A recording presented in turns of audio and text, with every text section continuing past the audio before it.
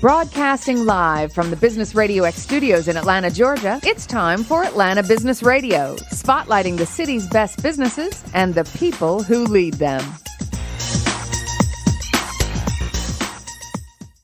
Welcome to this very special edition of Atlanta Business Radio. It's time for Tuesdays with Corey, brought to you by our good friends at the Long-Term Care Planning Group. Now, here's your host, Corey Rake. Thank you, Stone. We have another great guest today on our show. Tana Gildea comes to the show as an award-winning author, financial advisor, and with past experience as a CPA. She has a wealth of business experiences and successes, and we all look forward to hearing about them on the show. Tana, welcome. Thank you so much for having me. Well, as I said before, you've had a lot of business experience, and I'd like you to introduce yourself further to the listenership so they could get to know you better. Sure. Well, my name's Tana Gildea, and I was born and raised in Montana. So that's my first unusual thing. I think that's a first for the show, our first Montana guest. Yay! One of us got out.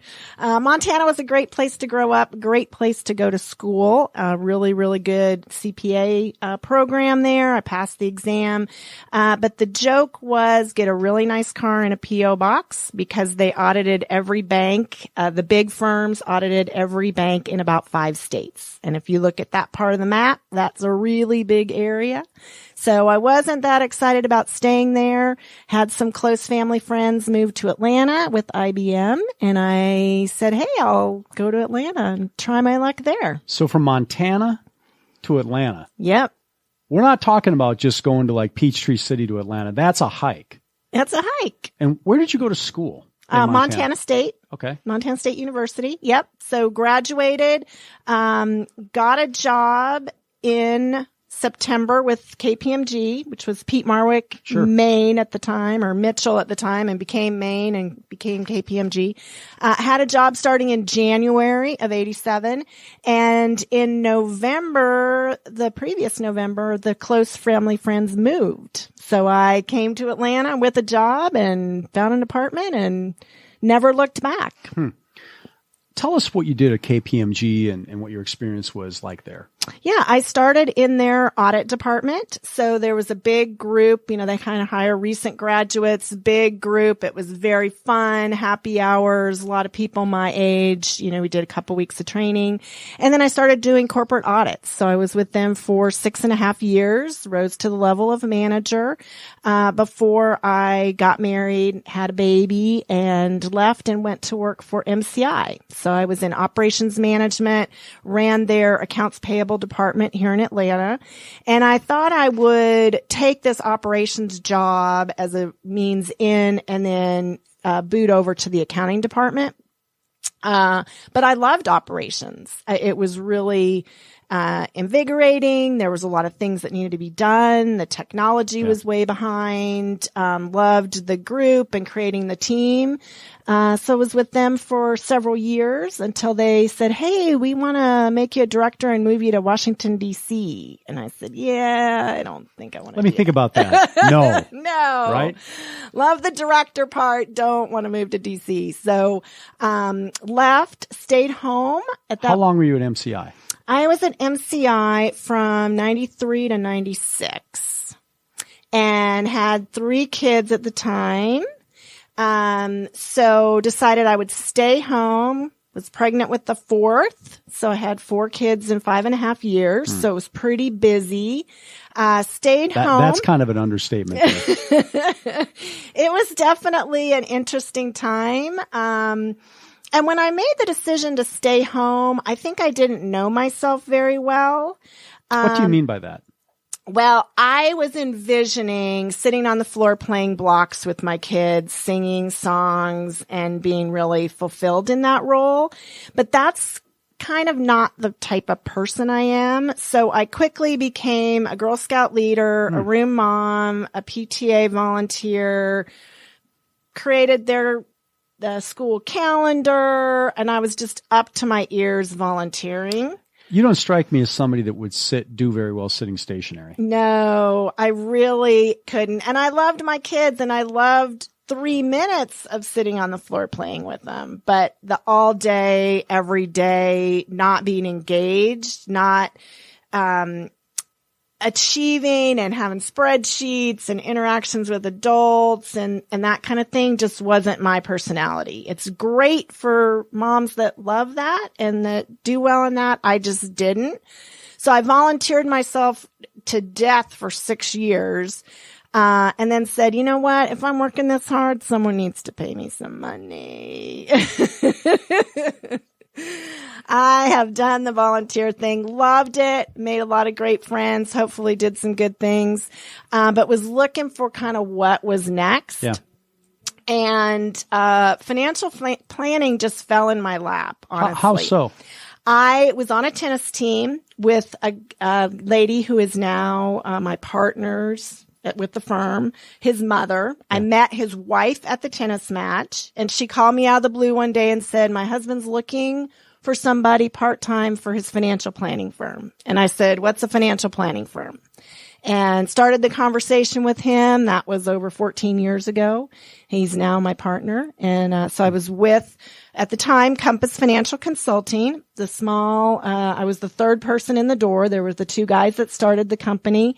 And they did full service financial planning and investment management. So I came in, I did everything from, empty the trash and set out client drinks and file and send emails and do paperwork and, just started with all of that stuff that somebody's got to do and loved it and said, I could do this for the rest of my career. So, went to school, College for Financial Planning, which is an online virtual school out in Colorado. Took their courses, took the exam to be certified financial planner, put in my time. There's an experience requirement, so did all that. And then just kind of stayed with the firm, started growing, doing more and more things, taking on more responsibilities, became the chief compliance officer. That's always the thing that the youngest person on the crew gets to jump into the compliance area. And so, I did that. And after about 10 years, I said, hey guys, what about being a partner? Like, what's the plan with that? And they kind of looked at each other like, oh, we just never thought about it. So, I'm like, well, time to start thinking about it. Is 30 seconds enough time for you to think about it? Is that what you said? Yeah, exactly. So I became a partner with that firm. Good for you. It was great. And I do tell people, sometimes you just have to ask because it's not that they didn't want me as a partner. They just were busy doing their own thing and nobody was thinking about it. This just in, a closed mouth doesn't get fed. Correct. So, I was proud of myself for asking and they were glad I did. And so that worked out. That's great. And then we were approached by Homrick Berg. Yeah. Who's a much larger firm, obviously, than we were at the time. And there was just a lot of cultural fits, the way that they serve clients, what they were doing in terms of the planning aspect of, letting that lead the way into the investment management part of it, which very much aligned with us. And so we started about 6 months worth of discussions and meeting and yes, we should, no, we shouldn't. Yes, we should, no, we shouldn't. And finally decided, you know what? We don't love the compliance stuff. We don't like all of the details of the back office part of it. Yeah. They have this foundation that would allow us to then go do the part we love, which is working with clients. Yeah. And so we met people. Everybody just decided, let's do it. You have a lot of really technical experience. And, did your experience as a CPA and as an auditor with KPMG and your experience in operations, how did that help you? Get into financial planning? It seems to me like it would be useful, very useful. Yeah, I think it was very useful. And I do think that a wide variety of experiences, there's always something to pull. And what it helped me with is as a small business owner, when there were 3 of us running that firm, you had to do a lot of different things, so, I had to be the marketing person. I had to be the compliance person. I had to figure out the operational aspects of how do we take paperwork and convert it into accounts and move money and not make mistakes and make sure that we're doing everything consistently. Yeah. So all that operations training that I had at MCI, where I was taking that department and making it more efficient and implementing technology and all of those types of things, really helped me in that role. And especially as we went into the merger, there's a lot of things that have to happen when two companies come together. Yeah. And you have to put systems together and make decisions and all of those kind of things. So I think all of the pieces that I did, even all the volunteering that I did, when you're constantly having to interact with people and try to get people to do stuff that they don't necessarily want to do, that's not necessarily in their best interest to do it. All of those types of persuasion and discussions and dealing with different personalities, I think was all valuable. So you started with Compass Financial in 2005, roughly. Yeah. You were there roughly 10 years, and then the Hamrick-Berg merger happened in 2015, thereabouts? We actually merged with them January 1 of 2018. Okay. Yeah. So we've been over there a little over a year and a half now. And you mentioned something that I wanted to come back to culturally. You felt like it was a good fit. And everybody that I've met from Hamrick-Berg has been very, very impressive. But talk to us and the listenership about the culture and why that was a fit for your organization joining. I think it's, the number one thing when I look at the people at Hamrick-Berg is they are so passionate about what they're doing. Yeah. From the person that you first see when you walk in the door to the person that's bringing you a drink in the room to the people processing paperwork in the back office, everyone is all in on what they're doing. And we are a work hard, play hard firm. We have happy hours. We have, decorate your cubicle contests at Christmas time. I mean, there's always something going on. We run a quarterly book club. We have the Green Committee and the Fun Workplace Committee and all those things where we say, you know what, this is not a place that you show up 8 to 5. This is a group of people that we hope you're going to be with for your whole career. Yeah. And we want to develop you. We want to have fun with you. We want to socialize with you. We want to celebrate when you have babies. We want to commiserate when things don't go the way you're hoping that they go. And that was very much the same type of feeling that we had at Compass. Even though it's much bigger. And then it was that dedication to a lifelong relationship with clients. I want my clients to have my cell number. I want them to call me if something that they're worried about. I tell them you should never be worried about money because you should call me. Email me, call me anytime because that's my job. Yeah. Is to be worried about that. And that's kind of how everybody at the firm is we want to lift that burden from our clients because our clients are brilliant at doing what they're brilliant at. Generating the money. Yeah.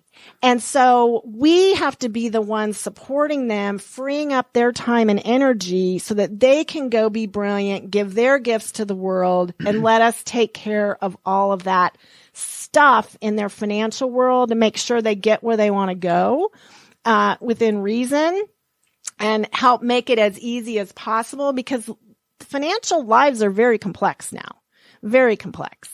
And so, to be able to have that team of people that we can bring to whatever issue or problem that the client has, make it easier, get things done, free them up, go be brilliant in your space. Well, if I may, it sounds like you are doing for your clients what Hamrick-Berg, I keep wanting to say Hamrick-Berg, what Hamrick-Berg has done for you. They're foundationally taking care of the back office issues. And in our business, that's something where you can spend a lot of time. And if you have somebody that's their fastball, it would make sense for them to do that. Correct. And then if it's something that you don't necessarily want to do, that's great that somebody who does want to do it, they probably are going to do it better and probably going to get things done more quickly. and you're out to, go throw your fastball, which is, business development, probably interacting with clients. And I think it's interesting that you turn around and it seems like you give that same thing to your clients. Hey, you let us do the heavy lifting. You go make the money. We'll help you. We'll make sure there's enough. We'll make sure it's structured in a way that's comfortable and consistent with what you want to do financially. So I think that's, like I said before, everybody I've met from your company, I've been very impressed with, and they give off an energy. And I think part of that is somebody is doing the stuff that isn't so glamorous behind the scenes, which has to get done in any company. Absolutely. And to me, it's advantageous that you have so much business success, you personally, behind you, that you can look at something and go, okay, that needs to be done. This is where this paperwork goes. And you probably know how to do it, so you can oversee somebody. Right. But the fact that somebody else is taking care of it for you just makes you more available. Yeah. And if you think about it, if everyone in the world was doing what they love and what they're really great at, I bet everybody would be really, really happy. You'd be really excited to jump out of bed and go to work every day, because we have people who love taking all that paperwork and organizing it and making sure all the boxes are checked. Love them. God love them. I can't survive without them. Well, and there are people that they like the details. Absolutely. And then there are people that, hey, that's not their fastball. They're out. They need to do something else. Absolutely. And we got a whole team of people that loves doing investment analysis and research and figuring out the best portfolios, and God love them, because I don't like doing that. I want them to tell me. That's a huge advantage for you too, right? Oh, yes, absolutely. And that was a key driver for us in joining the firm, is they have an extensive investment team, very, very knowledgeable CFAs, big spreadsheets, all that kind of stuff. And that just takes something off of us, as a smaller firm to have that, have that bench behind us. How many folks work at Hamrichberg? We are just over 100. Wow. Yeah. That's awesome. And it's been around since what, 1988, 89? 89, yeah. 89. We're celebrating our 30-year anniversary this year. So what's unique about Hamrichberg? Hamrich was one of the first firms that really said, you know what, we cannot separate financial planning from investment management. The planning aspect is an integral part of figuring out an investment strategy. And now we kind of look back on that and go, well, duh. But back in the day, that was stockbrokers and Wall Street and hot tips, and, investment management was very, very different back in 1989, when Andy Berg and David Hamrich came together and said, you know what, we think there's a better way to do this.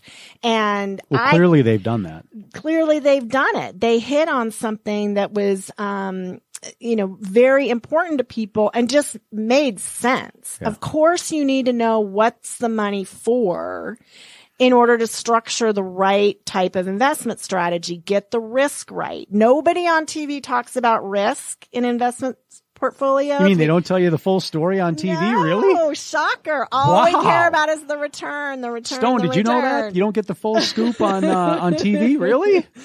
Yeah, crazy. But there is this little thing called risk behind the scenes, and we've got to get that part right when you're creating an investment strategy.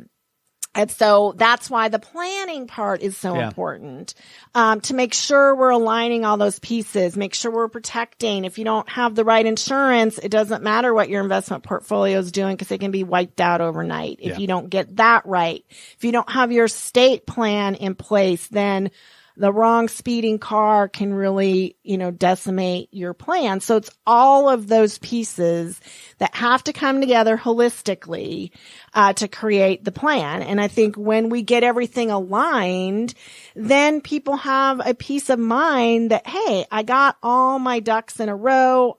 Everything's working in the same direction. And we've got these different strategies. The college money that my junior in high school needs is invested very differently than my retirement savings that I'm going to need in 30 years.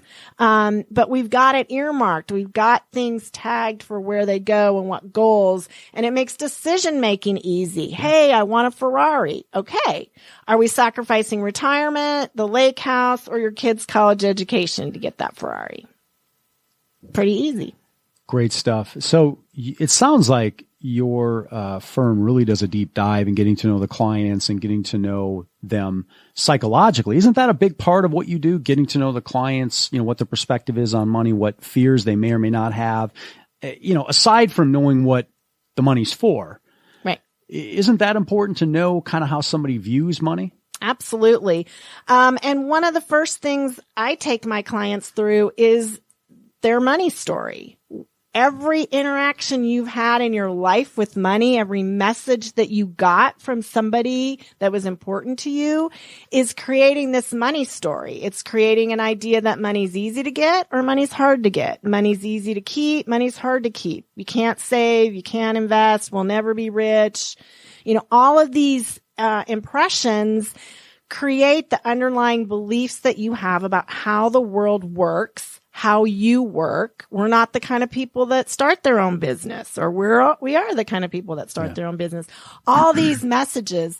And then you bring two people together who get married, who have very different backgrounds, different money histories, different money stories, different underlying beliefs.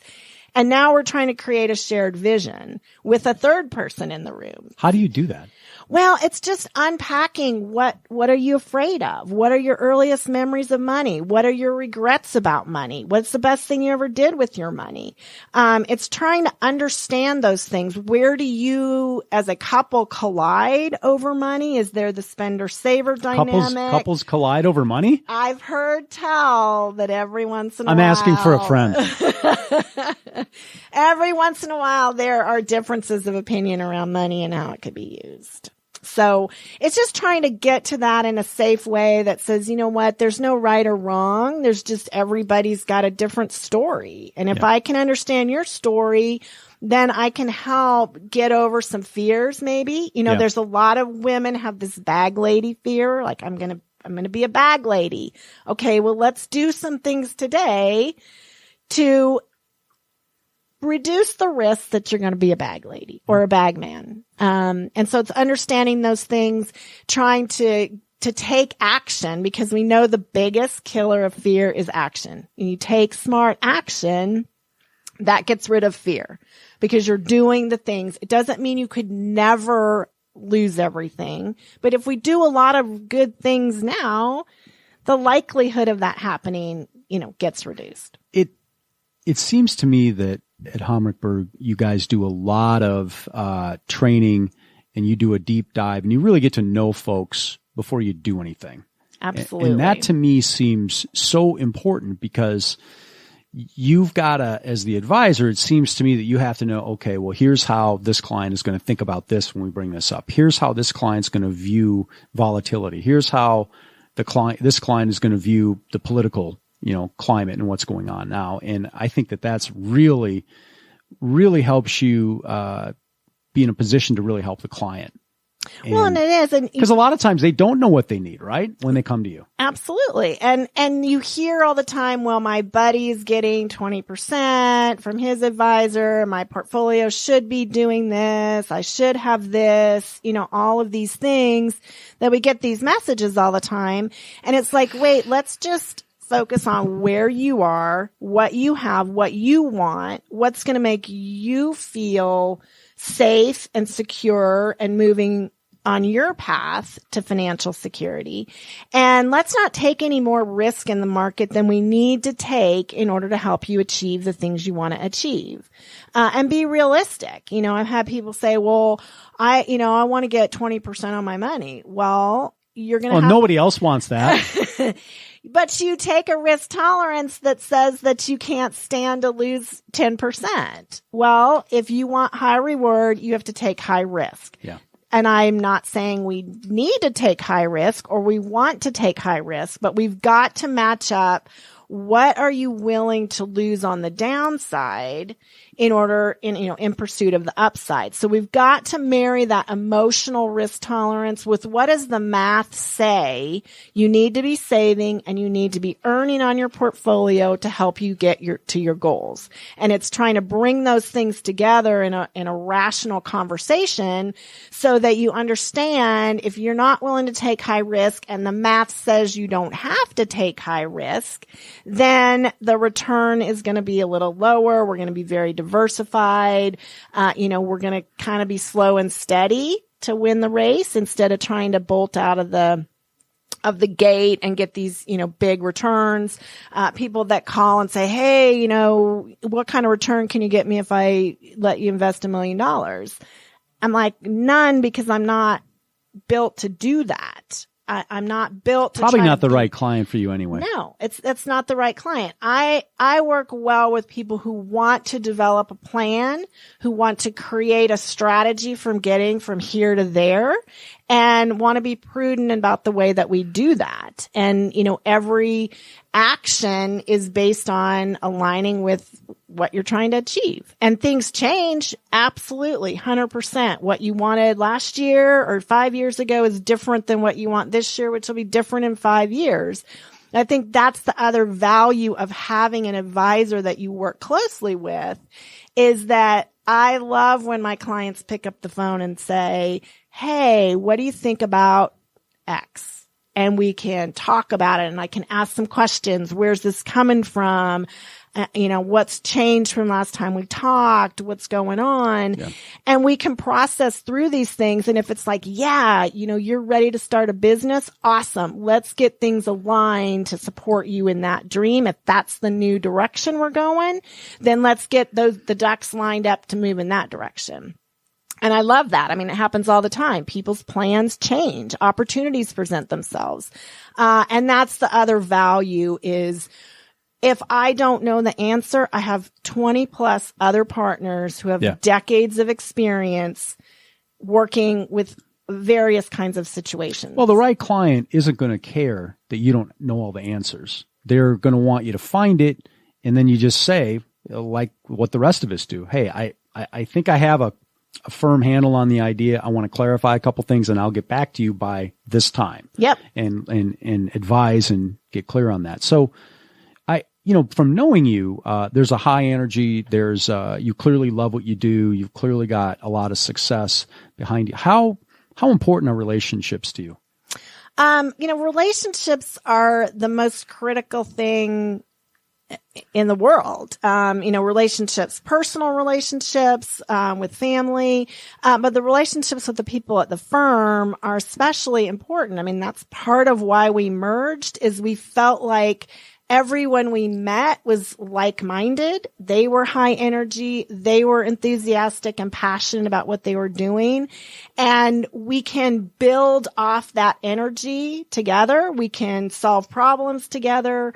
They're rational people that want to get better every single day. And so having that support, having those people in my world is critical. And I know that any single person at that firm, if I called and said, hey, I'm in a bind, I have a problem, I need some help, everyone would drop everything to try to fix it, to try to jump in, to try to help, whatever that was. And I think that's unique. It's a great thing to have. It's a great thing to have. We have a really great team. And again, that's part of that cultural fit, that we just felt that from the get-go. And every step of the way when we were going through the merger, it was like, oh, we don't know how to do this. We don't know how to do this. People were just responsive. They're so excited to help and to make things easier and make things better. That it's really a great environment. It's fun to be around. And I would be lost without having the relationships I have with the other people in the firm. So are you out, what sorts of clients are ideal clients for you? I work with a lot of single women, either widowed or divorced. And so that's a great fit because I understand. Why do you think that? I think because I when I was single, lived on my own for about 4 years before I met my husband, and I never thought I would get married. I just envisioned myself being single. My mom had instilled in me, you need to be able to take care of yourself. You need to have your own career. You need to do, things for yourself. And so I just sort of pictured that. And so I had this mental vision of myself on that path. So I think it's easy for me to relate to somebody who is. The other thing is my dad was killed in an accident right before I turned 13. Oh, I'm sorry to hear that. Thank you. And so I saw my mom be a single parent for about 7 years before she married my stepdad. And so, being in that environment where she was very adamant, about us being able to stand on our own 2 feet. And, it was myself and my 2 younger sisters and my mom for a very long time. And so I think I just relate to that picture of what that's like for somebody. What is the ideal client for you? I work with now a lot of small business owners, and having been part of a small business, I understand the challenges of that. I understand how we've got to get the taxes right. We got to get the retirement plans right. We got to, serve the employees. And so I love working, with folks who have small businesses. Cause I think I can take a lot of the weight of the personal financial side off and free up the business owner to focus on, some of the business things, as well as provide some resources on, running the business as well. So that's a good fit. I'm now working with several doctors. So I understand, a little bit about the, in that environment and the benefits that get offered at that level, the student loan debt that a lot of those folks are carrying as they're starting their practices, that kind of thing. So those are great people for me. What do you think when I think about your company, Homrich Berg, and I think about you, knowing you? It seems that there's a high energy, there's culture, but it seems to me that you're very effective at creating what we refer to in our company as an air of consultative engagement, where you have to make people comfortable so they'll talk to you. Right. And it seems like you're very effective at doing that. And that would be very advantageous in your business to get to know about, people's experiences with money and why they feel one way or the other. And there really is a lot of psychology about this, isn't there?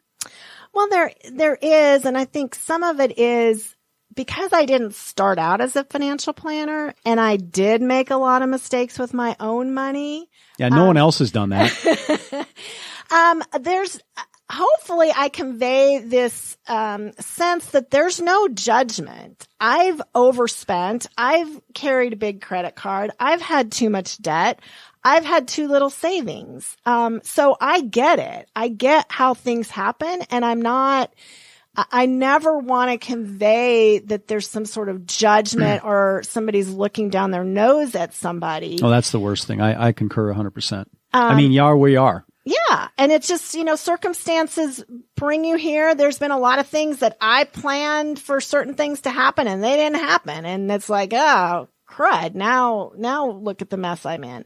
And so it is very much about, let's just meet wherever you are. Let's look at the positive things we got going on. Let's try to reduce some of the negative things, and let's just take some baby steps to move forward wherever you're at. And get out of this. And so I've had, clients that had a young client, daughter of a client who's now kind of become a client of her own. And she sends me this email like, I'm so embarrassed in my credit card debt. And I called her and I'm like, you never have to be worried about confessing something to me. I understand. Like, let's just, hey, this is where we are. Let's take some steps to fix it and, move on with our day, learn some lessons from it. And one of the things I've been reading, and it seems to be this theme on a lot of things. I listen to a lot of podcasts. I read a lot of different books. Is this idea of turning things from shame into curiosity. Let's get curious. Why did that happen? What was going on when this occurred? And let's just be curious about it instead of being judgmental. Like, there's no sense beating yourself over the head about it. Let's just get curious about what happened so that we can take steps to not have that happen in the future. And so I try to bring that to conversations, and let people know openly, I make mistakes all the time. I mean, I'm a very emotional spender.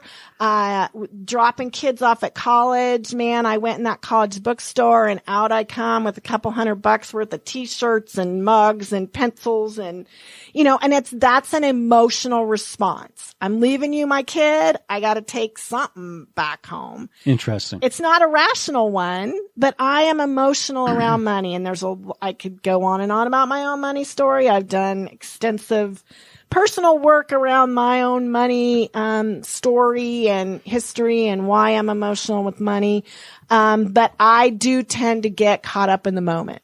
Does that give you greater credibility with your clients, you think, to be able to speak so openly about, things that maybe you could have done differently? I hope so. I mean, I'm just who I am, and I'm overcoming being ashamed of mistakes that I've made in the past and just like, hey, this is what happened. That was who I was at that time. I'm just trying to be better every day, and help other people learn from that. I mean, that would be the greatest benefit to me personally. If I can share one mistake I made with somebody and save them, then it would all have been worth it. Yeah. Yeah, I think it's very useful to be able to take anyone's history and be able to say, hey, here's what I did. Here's what maybe I could have done differently in hindsight. And I think that's seems like that would be very useful for clients of yours, for them to hear about your experience and for you to say, hey, here are some adjustments I could have made. Here are some things that I could do differently. Here are some things I struggle with now. That to me sounds real.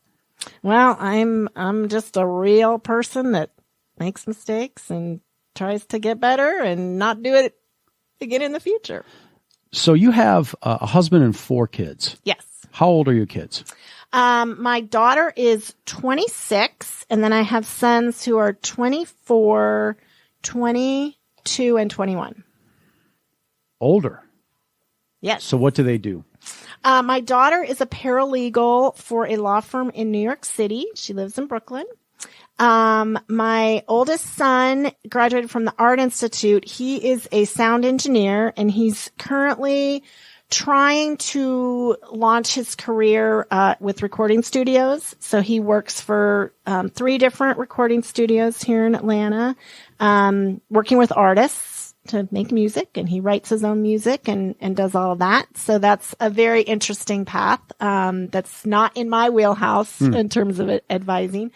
The middle son actually just graduated from UGA, and he works for Hamrick Berg. He is cool. He came in as an intern right as we were merging. They met him at a job fair, and he liked them. And so he works in our main Buckhead office.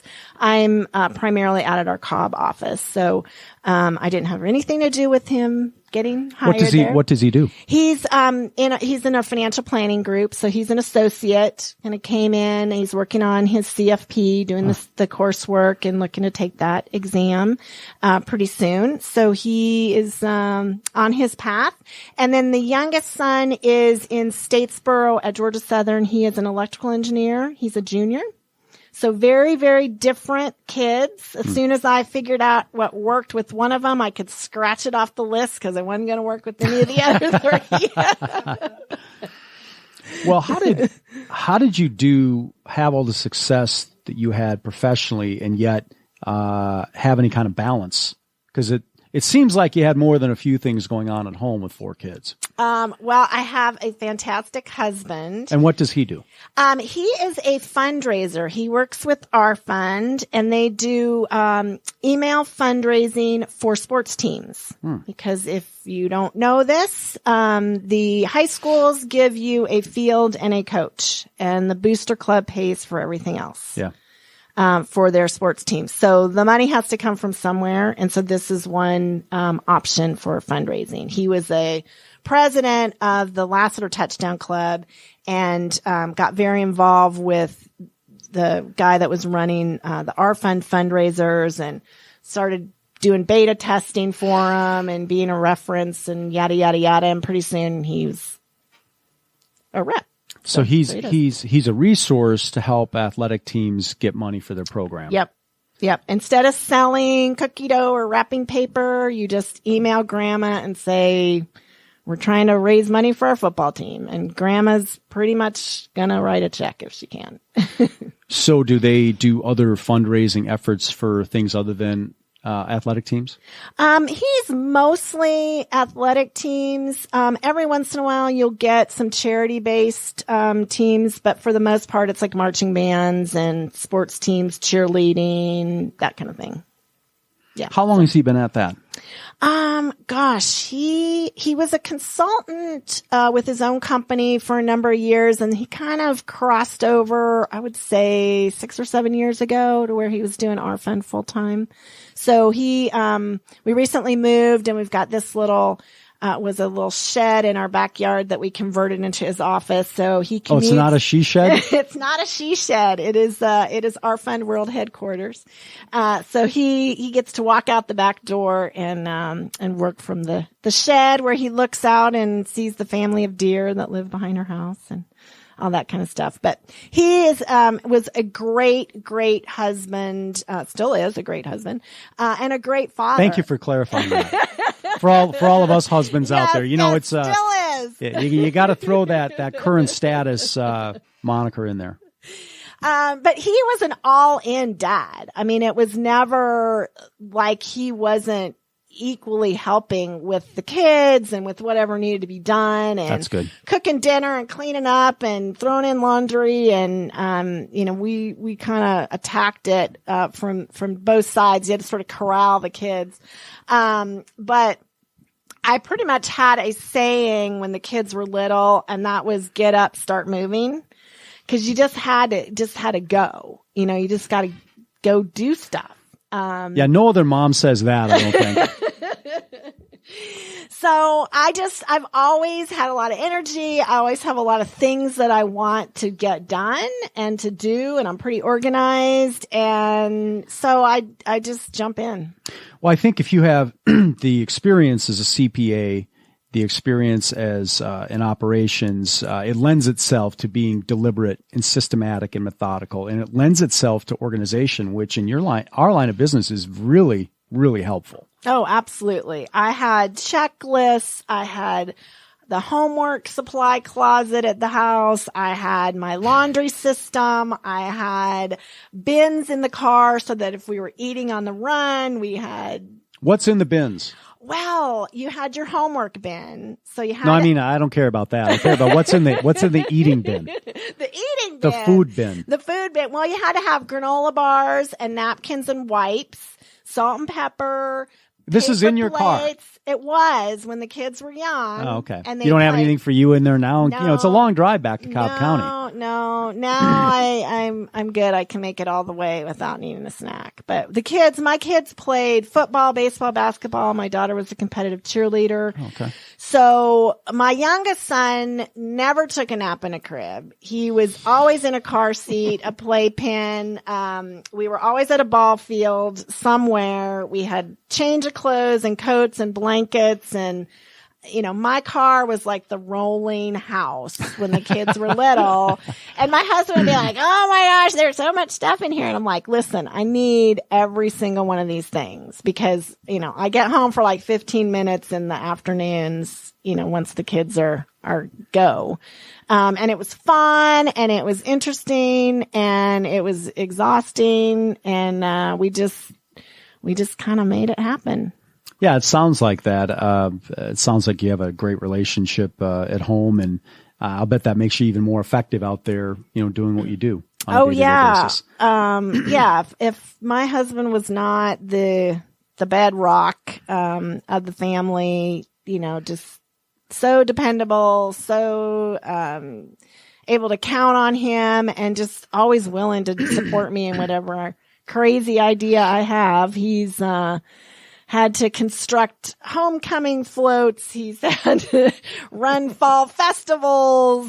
He just never knew what request was coming down the pike, and he just always put a smile on his face and jumped in. Well, that's great. Do the two of you have, it sounds like your kids were athletes. Do the two of you have an athletic background? You and your husband? I really didn't growing up. We were more winter sports. We have a cabin in Montana, and so we snowmobiled and cross country skied and downhill skied, and I did those kind of things. What a great place for that. Yeah. So that was very much what you would expect kind of in the Montana scenario. My husband played baseball and basketball. He actually played basketball at a small college. He went to Bentley College in Boston. So he played, during college. He's very tall, very athletic guy. So what he's doing now is sort of comes naturally. Yeah. Because of his experience, it seems. Yeah, absolutely. And his time in the with the Touchdown Club, running that organization, he was the president for a number of years. So he gets it. He gets that those teams, there's a lot of pressure to come up with some funds. And so it works naturally for him to help out with that. Well, it's very expensive to play sports now. I realize, that, I graduated from high school. I'm dating myself here still. In 1983, and I can remember, parents being mad that they, we needed to each, write a check for $75 or $100 to play, and it was for equipment. And I didn't think much of it because I just figured, okay, well, that is going to pay for the uniforms to be washed and so on and the wear and tear. But I know that the numbers must be much larger now than that. Huge, really huge. So I'm a cheer mom as well. I guarantee you that number's higher. That one I know. Oh, yeah. That is a real high number. Real high number. Well, what gives you the greatest satisfaction in what you do? I had a client the other day who said, the best call I ever made was the day I called you. And what a compliment. It is. It was a huge compliment. She was going through a lot of things. And we had a number of calls, where she was worried or concerned. And we just, I was able to kind of say, hey, let's just take a breath, see what we got, see where we are, see what we need to do, put a plan in place. I'm all about, you can get out of anything if you just kind of put a methodical plan in place and start taking some steps in the right direction. And so the trust that she has in me and that all my clients have in me, and when I can deliver and ease that fear and eliminate the worry, that's what gives me the greatest satisfaction. It's not delivering, showing some investment report with some return number on it. That's one small piece of the puzzle. Yeah. It's helping them get over that fear. It seems to me that your history with the details, the back office, compliance, your history as a CPA, your experience as a CFP, and knowing sort of the operational things, that's a component of why you're so successful. But obviously, you make people comfortable. And I remember the first time I met you, I felt immediately comfortable, and that's a gift. And I think if you're going to get people to talk about something that gives a lot of us fear, you have to have that ability to make people feel comfortable so they'll talk to you. And, we call it at our company creating an air of consultative engagement. It's the same thing. Yeah. I think it's just, I'm a really curious person. I'm curious about what you're worried about. Why are you worried about that? How did that come to be? What's the backstory of that? Maybe I'm just nosy. I wouldn't say that. I think you have to ask a lot of questions. It's kind of like in our business, everybody thinks they're healthy. And then you start asking questions and, well, I had a stroke a year ago. Is that a big deal? Or, I've had a heart attack last week. That's not a big deal, is it? I mean, you got to trust but verify, especially in our businesses, so you can get in the best position to help people. Yeah. But I think when, I rarely have ever met somebody that I didn't like, there's the occasional person that you just don't click with, but there's always some way to connect with people. There's some element of commonality in a background, in a sports team, in a something. And I think my dad was extraordinary at connecting with a wide variety of people. My mom used to call him a chameleon. He was an architect, and she said he could go talk to a board of directors and fit right in, and you would never know that he wasn't at that level. That's a gift too. And he could walk out to the job site and fit in with the guy that was digging the ditch, and you would never know that he wasn't at his level. Yeah. And so I think I watched my dad, even though I didn't have him for a long period of time. He was a really involved dad, and we spent a lot of time as a family, and we spent a lot of time with a lot of other people. And I got to see him interact and the way he could relate to you. Again, whether you're the chairman of the board or the guy digging the ditch, he found a way to relate to where you were. And I think I got that from him. Yeah, that's great stuff. How has the financial planning business evolved in the time that you've been involved in it? Well, it's seen so many changes. When I got involved, again, that first phone call, I didn't even know what a financial planning firm was. It's like, oh, it sounds pretty good. It sounds like something we ought to, have around. But nobody except the ultra wealthy really had those kind of advisors, helping them do the right things. You either just stumbled into it, got lucky, knew somebody who knew something.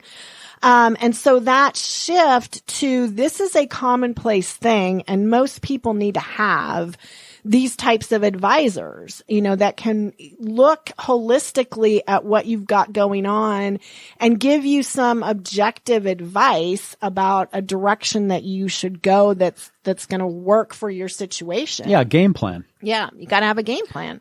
And it's just our lives have gotten so much more complex. I mean, you look at just the employee benefit arena. Yeah. You look at, again, we talked about this earlier, long-term care. You can't be an agent who does 20 kinds of insurance. It's just too complex. Yeah, I couldn't. So, it doesn't make me right and the next person not right. It just means that I have an area of focus that I'm comfortable in, and as you do. Yeah. And, I just think that's having sharpshooters and having SMEs, which is an acronym for subject matter experts, is really useful. Yeah. It is. And knowing and trusting them, and, the whole like, no trust thing. Right. So you wrote a book. I want to talk about that. The Graduate's Guide to Money. Who did you write that for, and what was the reason you wrote the book? And tell us about that. I published that in August of 2014. That could have been useful in 1983 yes. for me. Thank you. Well, again, I wish I'd had it in 1986 when I graduated from college. But I realized in seeing my kids getting into that teenage, going off to college years that they get zero financial literacy in school. Why is that?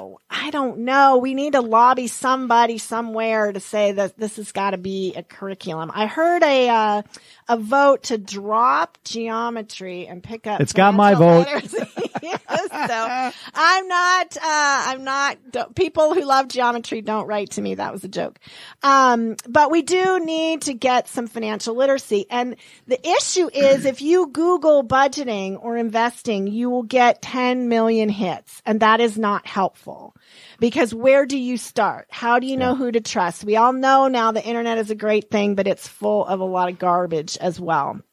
So, I've always liked writing. I, at one point, wanted to be a writer, and I sat down with a pen and a paper, and you are. Now you are. I didn't have anything to say when I was 22. There were no words. None of us did. So, I finally was like, you know what? This is in my head. It's something I'm passionate about. I really want to write a book for somebody who doesn't know anything.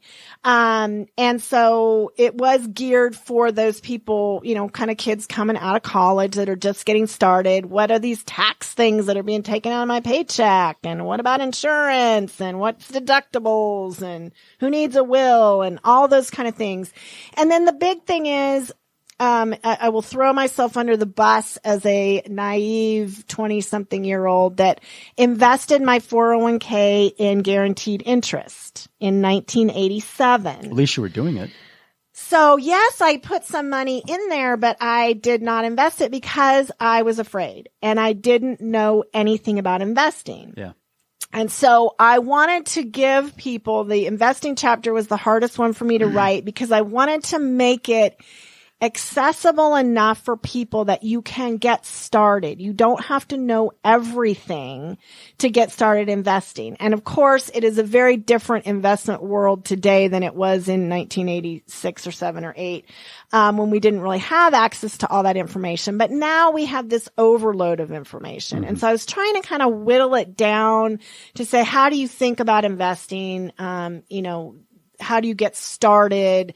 What are some things that you can do to make sure that you invest? Because the reality is we have to invest to stay ahead of inflation.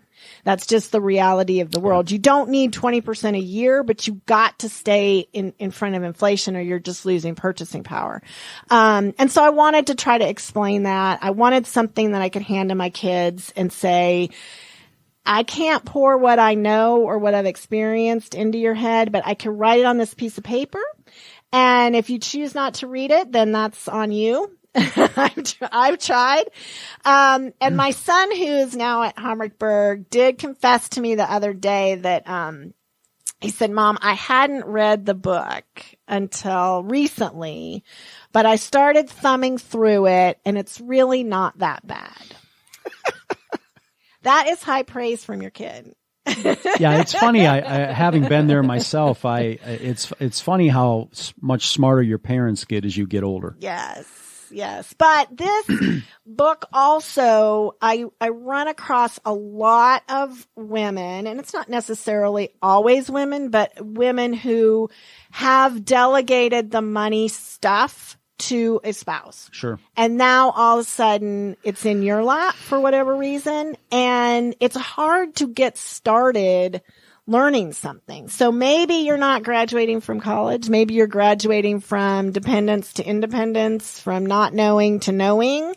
And this book might work for you if you're in that spot and you just want to secretly get a little more knowledge. And what's the name of the book again? The Graduate's Guide to Money. And you won some awards on that, haven't you? I did. I actually won quite a few awards. So somebody besides my mother liked the book. Well, obviously a few more people than your mom liked the book. But tell us about some of the awards you won. Well, I was a USA Best Book finalist, and I was a 2014 Shelf Unbound Notable Indie Award winner. And the rest of them are on my website, so you can get a sneak peek if you go to graduatesguidetomoney.com. Well, Tana, you've been invited on the Tuesdays with Corey show because you've been asked by another guest to attend, by somebody that's been on the show. You've had great success, and of all the things that differentiate you, what do you think is the top one?